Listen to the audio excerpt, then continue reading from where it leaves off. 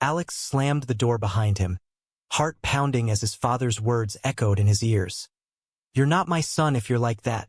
It was supposed to be a moment of liberation, coming out at 22 after years of suffocating silence. But John's face had twisted into something unrecognizable. Rage mixed with denial that hit harder than any punch. Now, packed into the back of his dad's old Ford, Alex stared out at the blurring suburbs of Chicago, heading to Uncle Mike's place in rural Illinois, the man his father swore had fixed himself years ago and could do the same for him. John gripped the steering wheel, knuckles white, replaying the scene in his mind. He'd built his life on certainties. A steady job at the steel mill, a church community that praised his family values, and a son who would carry on the legacy. But Alex's confession over dinner last night had shattered it all. "Dad, I'm gay," the boy had said, voice steady but eyes pleading. John's response was instinctive: protect the family, fix the problem. Mike, his best friend from high school, had gone through the same phase back in the 90s, attended those camps, married a woman, had kids. If anyone could straighten Alex out, it was him. "This is for your own good," John muttered as they pulled onto the highway. Mike turned his life around. "You'll thank me one day." Alex's phone buzzed with a text from his college roommate, but he ignored it, stomach churning. He'd heard stories about Mike, Dad's war buddy, the one who'd overcome his demons through faith and willpower. What if it worked? What if he came back normal, fitting into the mold his father demanded? But deep down, Alex knew it was a lie he'd been telling himself for years. The crushes on boys in school, the stolen kisses at parties, they weren't phases. They were him. As the city faded into cornfields, Alex wondered if this exile would break him, or if he'd find a way to fight back. Mike's farmhouse loomed at the end of a gravel drive, a sturdy two-story with peeling white paint and a wraparound porch. John parked, clapping a hand on Alex's shoulder with forced optimism. 2 weeks here, son. Listen to Mike. He's been through it." Mike stepped out, tall and broad-shouldered at 48, his flannel shirt tucked into jeans, a warm smile creasing his weathered face. "John, old friend. And this must be Alex." He extended a hand, grip firm, eyes lingering a second too long. John hugged Mike briefly, whispering, "Fix him, like you fixed yourself." Mike nodded solemnly, but as John drove away, his expression shifted, subtle, but Alex caught it. A flicker of sympathy, maybe even recognition. Inside, the house smelled of fresh coffee and old books. Mike showed Alex to a guest room upstairs, sparse but clean. "Your dad thinks I can talk some sense into you," Mike said, leaning against the doorframe. "But let's get one thing straight, no pun intended. I'm not here to judge." Alex unpacked his bag, wary. "Dad says you were, like me, but you changed." Mike chuckled softly, sitting on the edge of the bed. "Changed? Life's more complicated than that. Kid, sit down. We need to talk." Over dinner that night, steak and potatoes, Mike grilled himself. They skirted the topic at first. Mike asked about college, Alex's major in journalism, his dreams of writing exposes on social issues. Alex opened up a bit, testing the waters. "Dad hates that stuff, says it's liberal nonsense." Mike nodded. "Your dad's a good man, but he's stuck in his ways. Grew up in a time when being different meant hiding or getting hurt." Alex pushed his food around. "And you? Did you hide?" Mike's fork paused. "I tried to change. Went to therapy, prayed, even married Sarah thinking it'd stick. We have 2 great kids, but..." He trailed off, eyes distant. The next morning, Mike took Alex out to the barn, where he restored old cars as a hobby. "Work with your hands clears the mind," he said, handing Alex a wrench. As they tinkered on a '67 Mustang, conversation flowed easier. Alex shared how he dated girls in high school to please his dad, how it felt like acting in a play he hated. Mike listened, then shared his own story. The secret relationships in his youth, the pressure from family, the ex-gay program that promised salvation but delivered shame. "I thought I was cured for a while," Mike admitted. "But feelings don't vanish. You learn to live with them or around them." By evening, a storm rolled in, thunder shaking the windows. Power flickered out, leaving them with candles and whiskey. Mike poured 2 glasses. Your dad sent you here thinking I'd preach conversion. But truth is, I divorced Sarah 5 years ago. Quietly. She knew, deep down. Alex's eyes widened. You're still? Mike nodded. Gay. Always was. I play the part for people like your dad because coming out would cost me everything. Friends, community, maybe even my kids' respect. Alex felt a rush of relief mixed with anger. So why agree to this? Why lie to him? Mike stared into his glass. John's like a brother. He begged me. But seeing you, it reminds me of what I lost by pretending. The confession hung in the air, charged. Alex's heart raced. Not from fear, but connection. For the first time, he wasn't alone. As rain pounded the roof, they talked late into the night. Mike sharing books on identity. Alex venting years of frustration. But beneath the camaraderie, tension built. Mike's lingering glances, Alex's growing admiration. It was dangerous territory, one wrong step from betrayal. Days blurred into a routine. Farm chores, deep talks, shared meals. Alex learned Mike had a secret life, online forums for men like him, discreet meetups in the city. It's not ideal, but it's survival, Mike said one afternoon by the pond. Alex threw a stone, watching ripples. Survival isn't living. I want more. Mike's hand brushed his shoulder. Be careful what you wish for. Your dad's world doesn't bend. It breaks people. That night, Alex couldn't sleep. He wandered downstairs, finding Mike on the porch, smoking a cigarette. Can't shake it either? Mike asked. They sat close, the air thick with unspoken words. Alex leaned in, their lips meeting in a tentative kiss, soft, real, nothing like the forced encounters of his past. Mike pulled back first. We can't. You're dead. But the damage was done. Guilt crashed over Alex, yet so did clarity. This was who he was, and hiding it would destroy him like it had Mike. The next morning, regret shadowed them. Mike avoided eye contact over breakfast. That was a mistake. You're young. Confused. Alex slammed his mug down. Confused? You're the one living a lie. The argument escalated, voices rising. Mike defended his choices.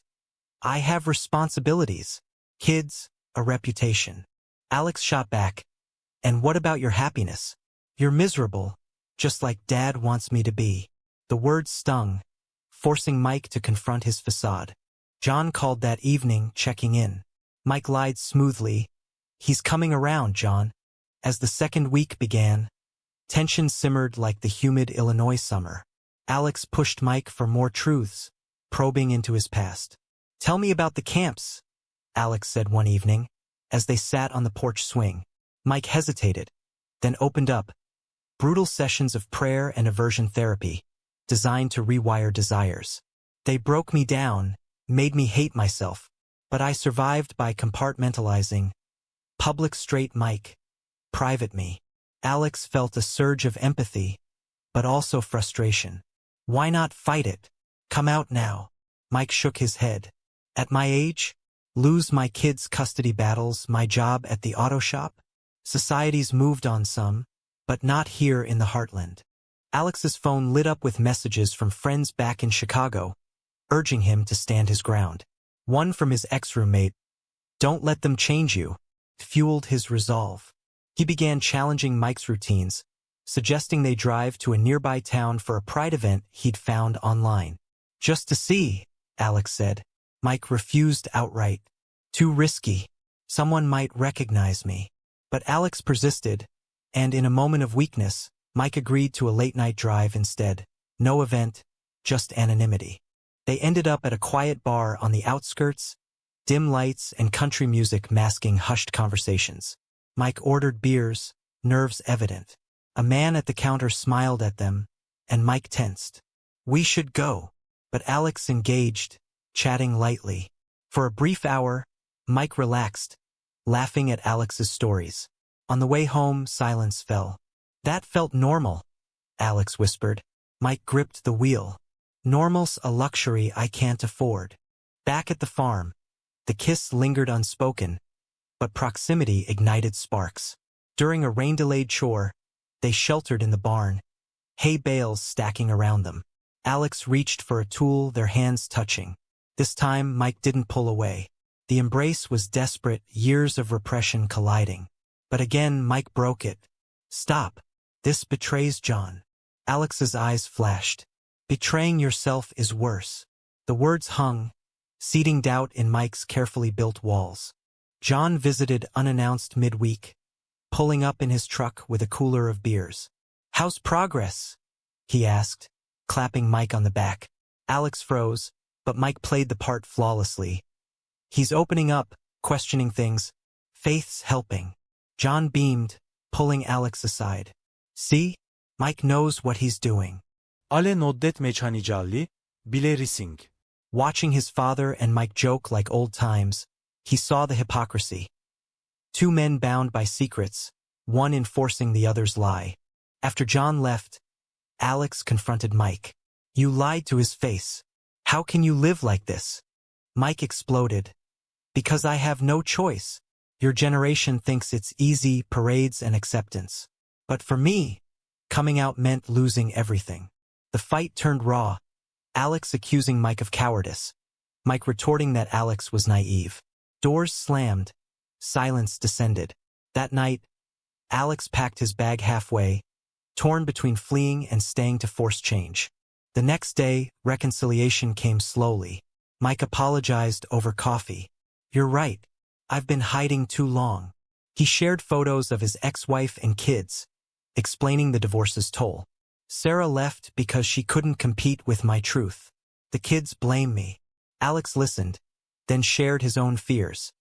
Disappointing his dad, facing church judgment, potential job discrimination in journalism. "We're both paying prices," Alex said. Mike nodded, a tentative bridge forming. But temptation grew. Evenings turned intimate, not physical but emotional. Mike read Alex's journal entries, offering insights. Alex helped with farm work, their teamwork seamless. One sunset, as they fixed a fence, Mike confessed, "Being with you feels like breathing after holding my breath for decades." Alex's heart swelled, but caution tempered it. "What about Dad? He'd kill us." Mike sighed. "He might." A crisis hit when Alex's phone rang, his mother, worried. "Your father's talking about extending your stay. Says Mike's working miracles." Alex panicked, confiding in Mike. "I can't stay in this limbo." Mike paced. "Then we need a plan. But involving me could ruin lives." The decision loomed. Expose the truth or perpetuate the lie. As days ticked down, Alex discovered Mike's hidden letters, correspondence with a support group for closeted men. Reading them, he saw Mike's inner turmoil, longing for authenticity versus fear of loss. It humanized him further, deepening their bond. That night, under stars, they talked futures. "If I come out," Mike said, "I'd lose John as a friend." Alex took his hand. "But gain yourself." The pull was magnetic, but restraint held. Alex knew crossing lines fully would shatter trust. Instead, he focused on self-discovery, journaling furiously. Mike, inspired, contacted his ex-wife, hinting at truths unspoken. Small steps, but momentum built toward confrontation. John called again, insistent. "Bring him home soon." Church groups praying for him. Mike hesitated on the line. "He's changing, but not how you think." The slip was subtle, but Alex overheard, heart racing. Was Mike cracking? The slip haunted Mike, who withdrew the next morning, burying himself in chores. Alex pressed, "What did you mean by not how you think?" Mike brushed it off. "Nothing. Drop it." But seeds of doubt sprouted. Alex snooped subtly, finding Mike's laptop open to emails, drafts to John, unsent confessions. "I can't fix him because I never fixed myself," one read. Alex's pulse quickened. Mike was on the verge. Confrontation came at lunch. "You're planning to tell him?" Alex demanded. Mike sighed, defeated. "I don't know.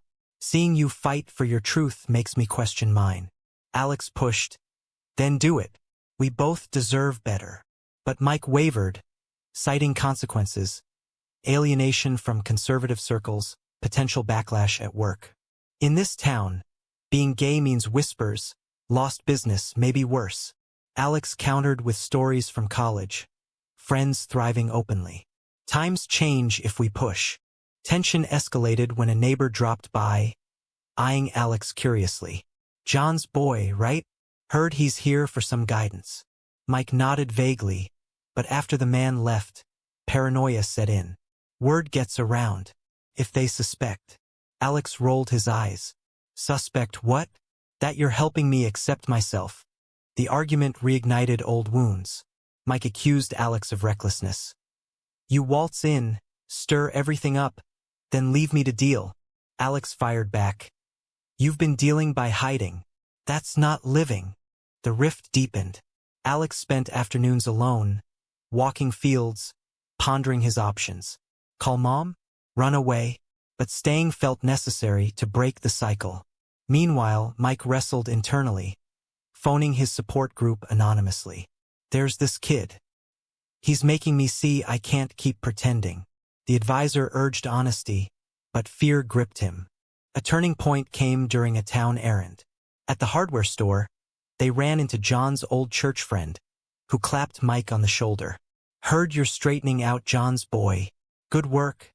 God's proud. Mike forced a smile, but Alex saw the strain. In the truck home, Mike exploded. That's the life they expect. The lie I maintain. Tears welled. First time Alex saw him break. I envy your courage, kid. That vulnerability bridged the gap. Over whiskey that night, Mike shared his deepest regret. A lost love from youth, crushed by societal pressure. His name was David. We planned to run away, but I chickened out. He moved on.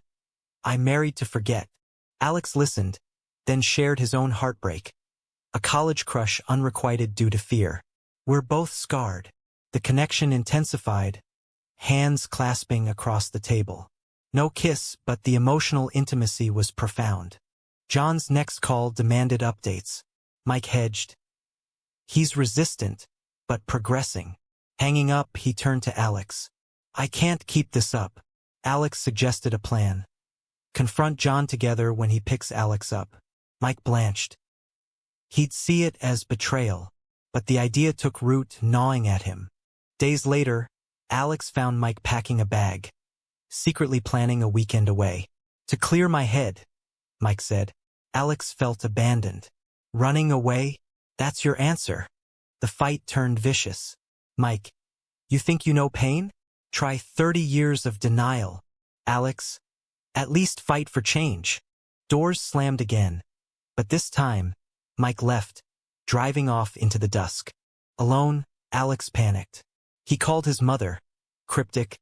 Things aren't what they seem here. She worried but urged patience. Your father's trying his best. Alex hung up, frustrated. Rummaging through Mike's things for clues, he found old photos. Mike and John Young, arms around each other. Too close for friends? A suspicion dawned. Was there history? Mike returned late, contrite. I drove to the city, met a friend from the group. He said hiding's killing me slowly. Alex nodded, then voiced his find. Those photos with Dad. Were you too? Mike froze, then laughed bitterly. No. But I wished. John was straight as an arrow, oblivious to my crush. That's why his friendship means so much, and why betraying him hurts. The revelation shifted dynamics. Alex saw Mike's loyalty as chains. Loving him silently must have been hell. Mike nodded. It was. Is. Empathy surged, drawing them closer. They spent the night talking strategies, not romance but revolution. When John comes, Mike said, I'll tell him everything. But doubt crept in. Alex worried about fallout. Dad's rage, family fracture. Mike feared losing his anchor. As the pickup day neared, anxiety peaked. John texted, coming tomorrow. Hope Mike worked his magic. The night before, insomnia struck. They sat on the porch, stars witnessing. Whatever happens, Alex said. You've changed me for the better. Mike squeezed his hand. Same here. The moment was tender, charged with what-ifs. Sleep came fitfully, dreams of confrontations. Morning brought John's truck rumbling up. He hopped out, expectant. Ready to go home, son? Fixed. Alex and Mike exchanged glances. It was now or never. John's question hung in the air, heavy with expectation. Alex stepped forward, voice steady. Dad, there's nothing to fix. I'm gay, and that's not changing. John's face darkened. What? Mike, you said. Mike interrupted, hands raised. John, sit down. We need to talk. They moved to the kitchen table, tension thick as fog. John glared. What's going on? Mike took a deep breath, years of secrets bubbling up. I never changed, John. Those camps? They didn't work.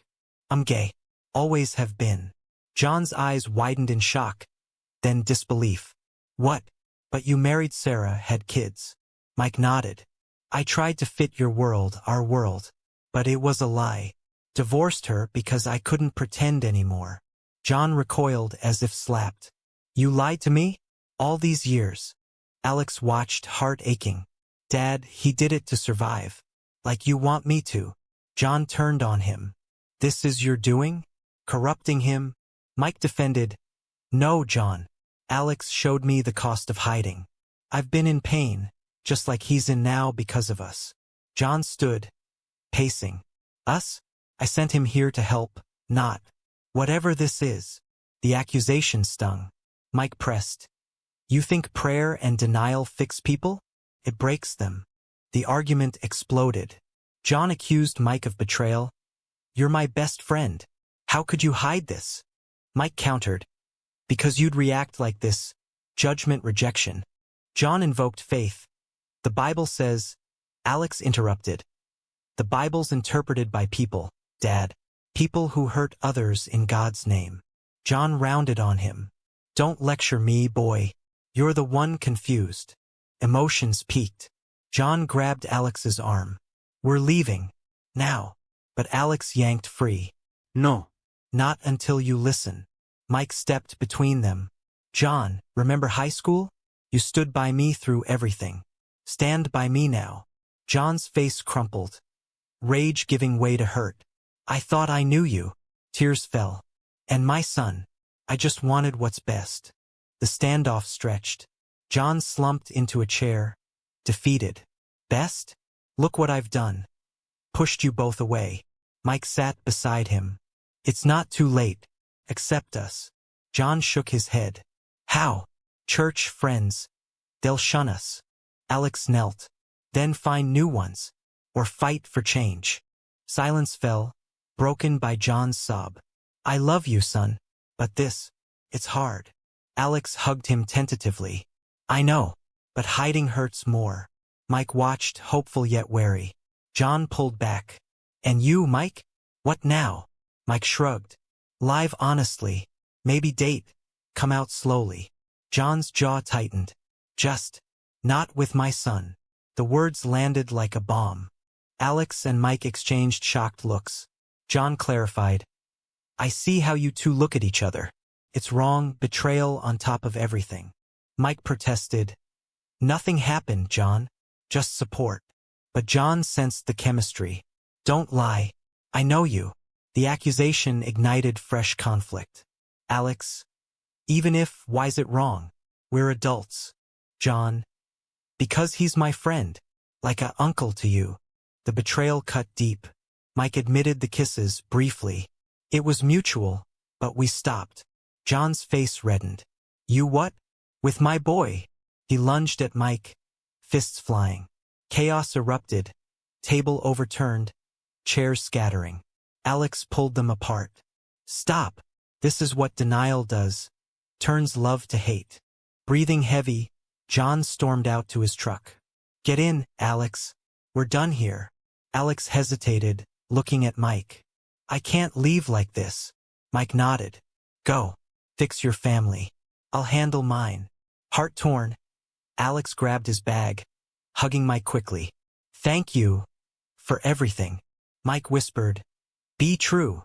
The drive home was silent agony. John gripped the wheel, glancing at Alex. Did he touch you? Alex sighed. Dad, it's not like that. He helped me accept myself. John grunted. By seducing you? Alex exploded. No. By showing me the pain of your fix. His pain. John fell quiet, processing. Arriving home, Alex's mother waited, anxious. John briefed her curtly. Mike's gay. Always was. She gasped, then hugged Alex. Oh, honey. John retreated to his study, slamming the door. Family dinner was tense, unspoken words choking the air. That night, Alex heard arguing, parents debating. We raised him right, John said. Mom, maybe right is wrong. Alex intervened. Listen to her, Dad. John broke down. I fear for you. Society's cruel. Alex, crueler if I lie. Days passed in uneasy truce. John avoided Mike's calls, wrestling faith versus love. Alex reached out to Mike secretly. How are you? Mike told my kids. Mixed reactions, but honest feels good. Inspiration struck. Alex urged John to call. He's suffering too. Reluctantly, John did. The conversation was raw. Apologies, tears, tentative forgiveness. I miss my friend, John admitted. Mike, me too. But no more lies. Healing began slowly. John attended a PFLAG meeting with Alex, eyes opening to stories like theirs. Mike visited weeks later, awkward but genuine. Bonds mended, scarred but stronger.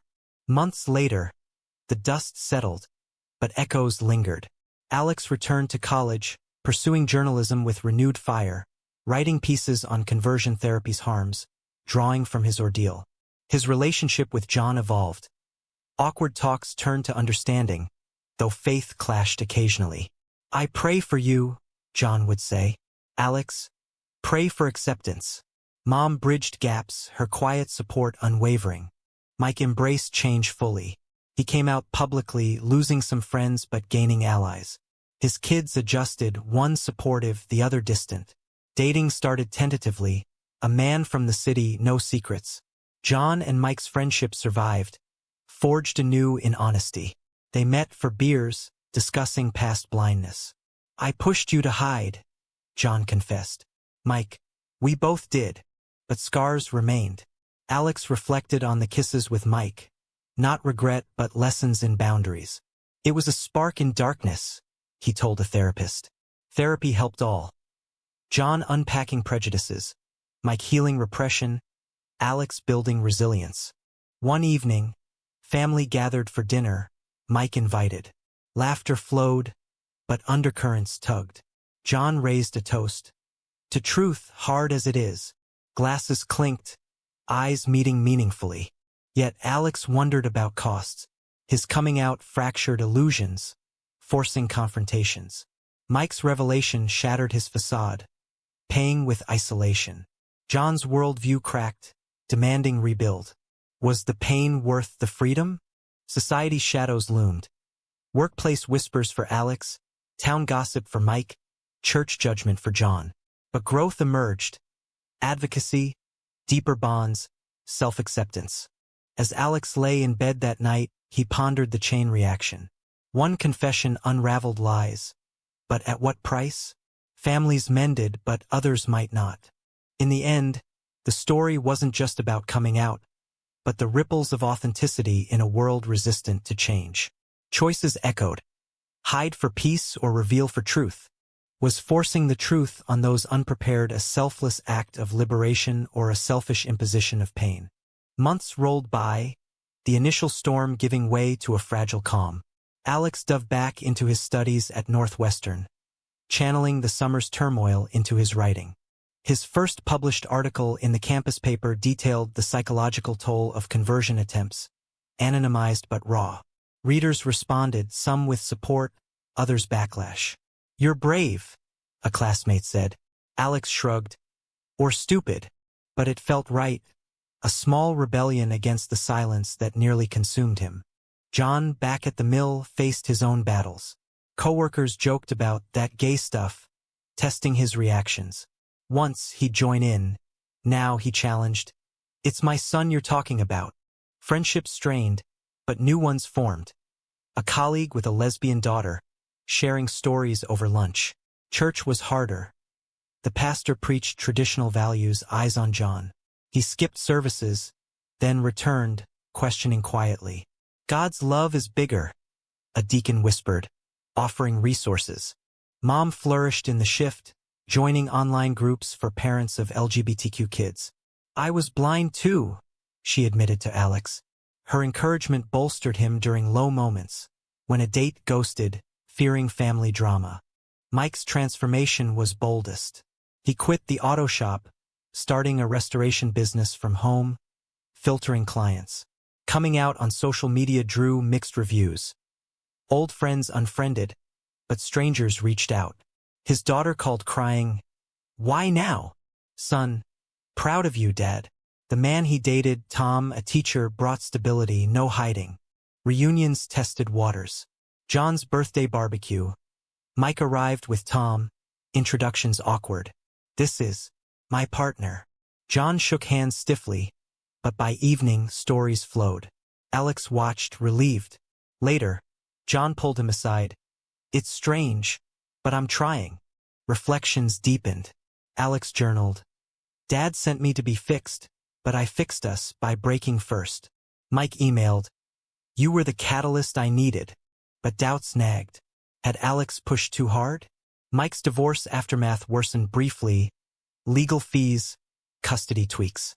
John's marriage strained under stress, therapy sessions frequent. Society amplified costs. Alex lost an internship offer after his article. Mike faced vandalism. A slashed tire, anonymous note. John defended them at church, earning exile from some circles. Yet, gains outweighed. Pride parades attended together, advocacy work. One crisp fall day, they hiked in Illinois woods, John, Alex, Mike. Conversations turned philosophical. "Was it worth it?" John asked. Mike, "The pain? Yes, for the peace now." Alex, "But whose pain?" "We dragged others in." The question lingered, sparking debate. John, "Truth sets free, Bible says." Mike, "But timing matters."